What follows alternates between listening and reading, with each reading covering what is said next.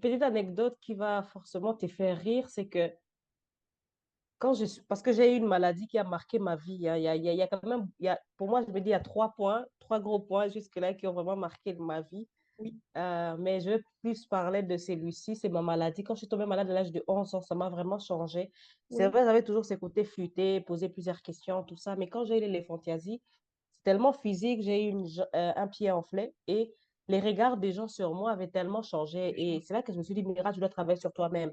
Mais avant cette maladie, j'ai toujours cru que j'étais super, que j'étais en fait, que j'étais pas ordinaire, que j'étais pas comme d'autres humains. Pour moi, le fait que je vive et que je sois moi dans ces corps faisait oui, de moi quelqu'un d'exceptionnel parce que je me disais, oui, Dieu a créé des humains, mais je ne connais pas tes pensées. Mais le fait que je connaisse les miennes et que je connaisse ce que je veux, que je sois moi, c'est incroyable, c'est extraordinaire. Donc, oui. je pouvais faire beaucoup de choses. Et je me rappelle qu'à 14 ans, on va faire des examens. Et là, je découvre mon groupe sanguin, mais je suis choquée. Je suis choquée, je dis, mais c'est pas possible, je ne veux pas être B+. Mais on me dit pourquoi? Je dis, mais moi, je pensais que j'étais D. Genre que moi, j'allais avoir un groupe sanguin différent des autres, quoi. Différence des Je autres, je peux pas être n'importe qui. Je peux totalement pas être unique. B+, comme ma mère, tu vois. Ça m'avait tellement choquée, mais ça ne m'a pas... Donc, pour te montrer les délires dans lesquels, vraiment, pour moi, c'est... Donc, ce qui me dit que, en tout cas, et même dans le choix de mes études, quand j'ai fini, quand j'ai mon diplôme d'État, pour moi, c'était important de faire des études créatives parce que je me disais, mais je suis créatif, je suis quelqu'un de très créatif. Je développe très facilement les concepts, la petite histoire aussi, comment je suis devenue aussi conteuse. Tellement je déteste faire la vaisselle. Bon, j'ai détesté énormément, surtout quand j'étais aussi adolescente. Oui, J'ai créé des histoires. Donc, la cuillère avait un nom, la fourchette aussi, et je les faisais parler. Et très souvent, j'ai souvent fait parler mes doigts. tes Genre, doigts. je sais que elle, c'est la femme, quoi. Lui, c'est l'homme, et puis les autres, c'est les amis et tout. Donc, des rencontres. Donc, je faisais parler mes doigts, genre, ils se rencontrent. Donc, en fait, c'est des petites choses comme ça qui étaient toujours là. Et je voulais être trois choses. Je voulais être écrivaine, photographe et musicienne parce que je chante Oui, très bien. oui, Et bien je me sûr, disais, si comme j'étais les née en autres. France, j'allais être une très bonne chanteuse et tout. Mais après, je me suis dit, Mira, écoute, la musique en RDC, ça ne va pas forcément te ramener, vu que je suis dans un style classique aussi. Oui, Et je me suis dit, comme je ne suis pas dessinatrice et que je n'ai pas envie de passer des heures à apprendre le surréalisme, à faire un œil, pour moi, je me disais, ça révolutionne qui, ça change qui, ça change quoi dans la vie des gens, en fait. Donc, je me suis dit, je vais oui, apprendre la photographie, je vais découvrir le monde, je vais voyager, je vais oui, tout immortaliser. En fait, moi, je voudrais tout savoir et tout immortaliser. Donc, je suis ce genre de gens. Et des fois, ça me rend triste de savoir que l'homme est limité, quoi. Qu'il est limité dans le temps, qu'il va mourir, en oui. fait, et que durant son existence, il ne va apprendre que ce qui est essentiel dans sa vie. Mais moi, je dis, mais même les choses inutiles, là, je veux savoir. Donc, il y a, donc, il y a eu les talents là, et puis je suis allée à l'Académie des Beaux-Arts, je fais l'architecture d'intérieur, parce que dans l'architecture d'intérieur, comme il y a les designs, il y a Oui, les designs, la création des objets, moi, c'est ce qui m'intéressait, mais oui, malheureusement, durant mon parcours, on n'a pas été focus sur ça. On était plus focus sur l'aménagement intérieur, et moi, ça ne m'intéresse pas. Les communs des mortels, ça ne m'intéresse pas. Pour moi, l'aménagement intérieur, à moins que tu aménages pour des personnes qui ont certaines difficultés ou handicap physique, là, je trouve que c'est révolutionnaire parce oui, que tu oui. crées quelque chose de personnalisé pour eux. Mais pour des simples mortels, oui, Oui, une si chaise, c'est pas... oui, à Oui, gauche, oui, en je... haut, à droite, bon, ça Oui, ne m'intéressait pas. Donc, moi, je voulais apprendre les designs. Et je me rappelle que j'avais même confectionné une chaise roulante que j'avais appelée Hand in Cap parce que c'est là le mot handicapé est venu. Ça vient des Hand in Cap. C'était un jeu oui, où les gens devraient parier, en fait. Ils devraient, genre, c'était une sorte de jeu de troc où, par exemple, quand tu dis, ouais, j'ai besoin que tu montres ton ordinateur, mais il faut que tu viennes avec un objet qui a la même valeur que l'ordinateur. l'ordinateur. Et il devrait avoir un arbitre. Dès que la personne ne donnait pas ce qui valait à l'objet qui était mis en gage, mais Oui, l'arbitre devrait dire non, non, non, il faut que tu rajoutes ça et tout. Et l'arbitre oui, avait toujours une sorte de petit chapeau, képi, une casquette, et on mettait les objets dans. Donc, c'est là que Handicap est né. Handicapé est né parce qu'on disait, ah, c'est injuste. Dès que les gens faisaient des choses injustes par rapport au jeu, c'est là que, qu'on a vu que voilà, les personnes qui ah, vivent avec oui, très handicap intéressant. n'avaient pas les mêmes avantages et tout. Bref, j'ai créé ça. Donc, toujours partir des concepts. Et puis, j'ai appris la photographie pendant mes études d'architecture. Et puis, j'ai appris les game design parce que j'ai créé aussi des jeux. Oui, Et puis. Donc, en fait, tout tourne autour de la créativité. Ouais. oui. C'est Et formidable. aujourd'hui, Tu as dit beaucoup de choses là qui sont vraiment très belles et sur lesquelles on va s'arrêter. mhm, Par exemple, moi j'ai été frappée par l'accès visiblement facilité que tu as eu à l'instruction. Tu as pu te former sur toutes les choses qui t'intéressaient.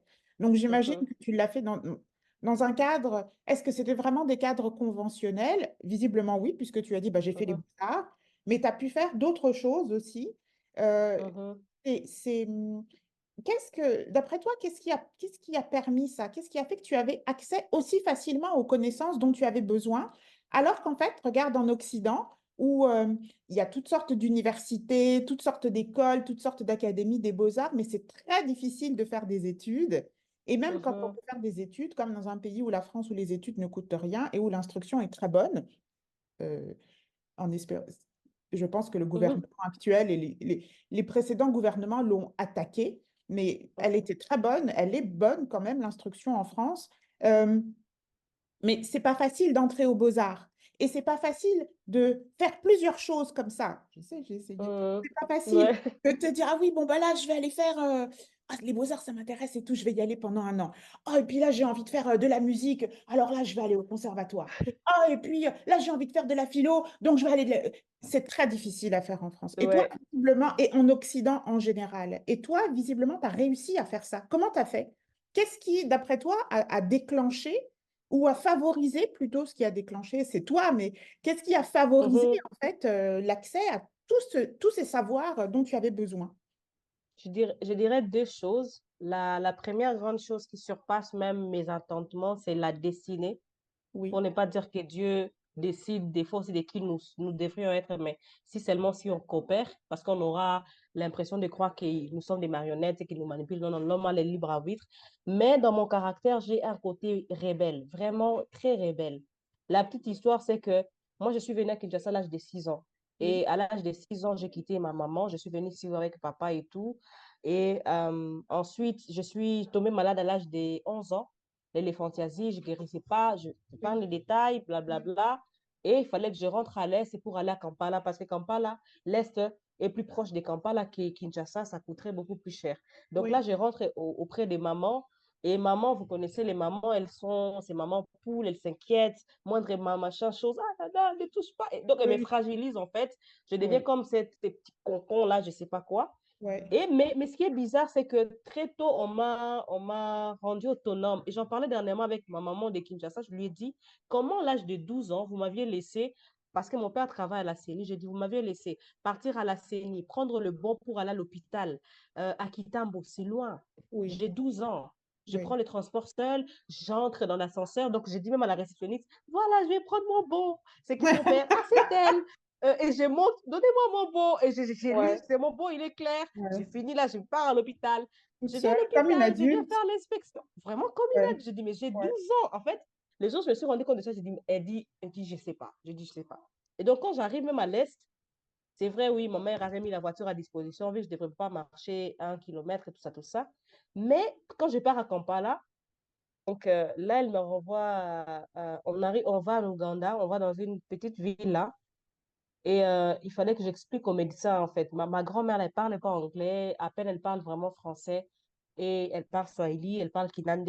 Mais je dois expliquer, en fait, j'ai quoi? J'ai 13 ans là, parce que je rentre à l'âge, j'ai 13 ans. Et je dois expliquer à ces médecins ma maladie en anglais. Donc, cette autonomie-là, il y a eu un moment, je suis à la Kampala maintes fois, il y a des moments où je devrais rentrer seule.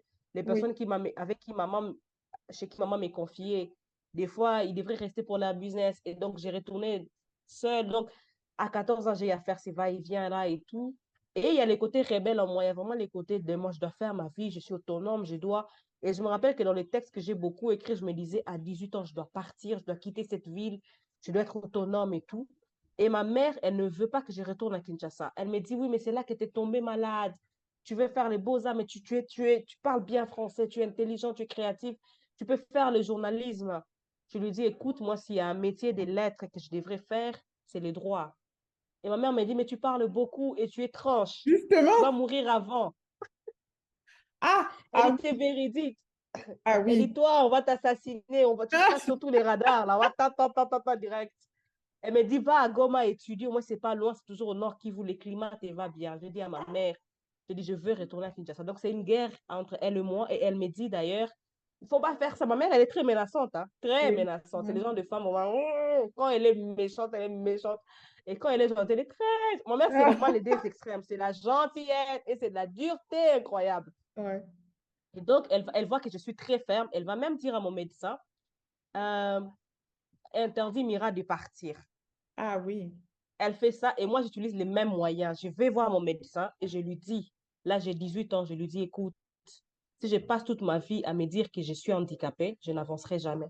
ouais, Si je passe ma vie à me dire que je suis malade, je ne ferai rien de ma vie. Laisse-moi partir. Tu sais qu'il ne m'arrivera rien.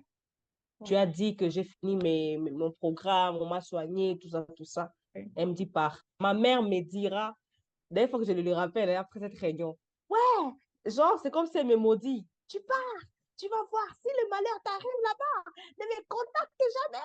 Ah, ouais. Et maintenant, depuis que je dis, ah, je m'en fous, c'est des blablabla. Donc, c'est Mm. comme ça que j'arrive, je reviens à Kinshasa. J'ai choisi moi-même les beaux-arts. Mon père m'avait demandé, tu veux faire l'INA? Parce que l'INA, là, on chante. Il y a aussi l'art dramatique. Ou bien Oui, tu veux faire les beaux-arts. Il y a l'architecture d'intérieur. J'ai dit, je vais faire les beaux-arts.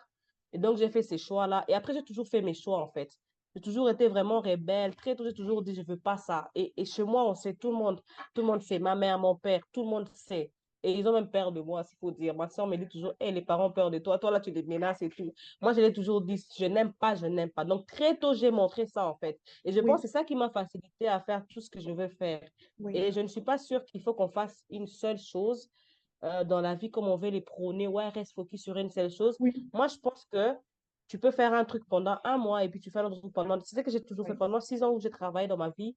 J'ai eu à travailler avec plusieurs gens. J'ai fait l'Institut français, le Goethe Institut, j'ai travaillé avec des startups. oui. J'ai fait des jeux vidéo, je suis allée à Addis Abeba, je suis allée en Allemagne. Dernièrement, j'ai fait beaucoup C'est de bien. voyages. Les gens me disent, tu bouges tout le temps. Je dis, mais attends, le monde est fait pour ça. On doit découvrir.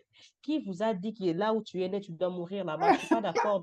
L'univers est là pour ça. Il y a tellement de choses à découvrir et des gens à Ouais, voir, des ouais, modes de vie différents. Et moi, ça me fascine.